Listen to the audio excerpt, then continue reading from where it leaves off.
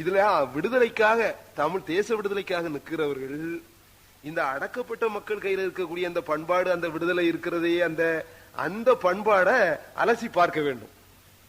இப்ப தமிழகத்துக்கு சரியா பொருந்துது. தமிழ்நாட்டுக்குள்ள நாம பண்பாட்டு வழியாக தான் தமிழ் தேச விடுதலையை நகர்த்த வேண்டி இருக்கிறது.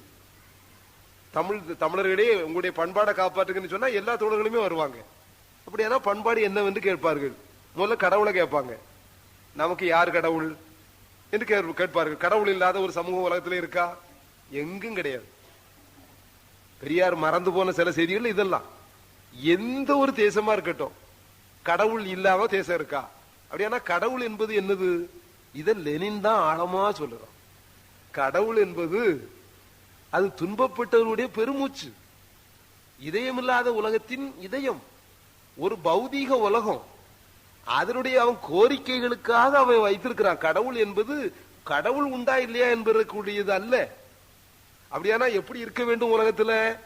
கடவுளை நம்புறவன், கடவுளை நம்பாதவன் என்றுதான் ரெண்டு இருக்கணும். அது என்ன, இயேசுவை நம்புகிறவன், சிவனை நம்புகிறவன், அல்லாவை நம்புகிறவன் என்று? அப்படி என்றால் அதுக்குள்ள அரசியல் இருக்கிறது என்று சொல்லுகிறான். அல்லாஹ் என்பதற்குள்ள கடவுள் இல்ல, அதுக்குள்ள ஒரு சமூக அரசியல் அடங்கி இருக்கிறது. இதை நம்ம வள்ளலார் அழகா சொல்லுகிறார்.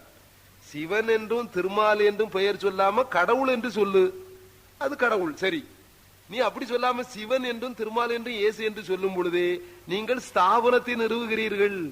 ஏதோ ஒரு இடத்துக்குள்ள நீங்க நிலையப்படுத்தி கூட்டு போறீர்கள். இது உண்மையான விளக்கம் அல்ல. வள்ளலாருக்கு தெளிவா விளக்குது. 6ஆம் திருமுறையில முகரையில் வாசி பார்த்தா தெரியும்.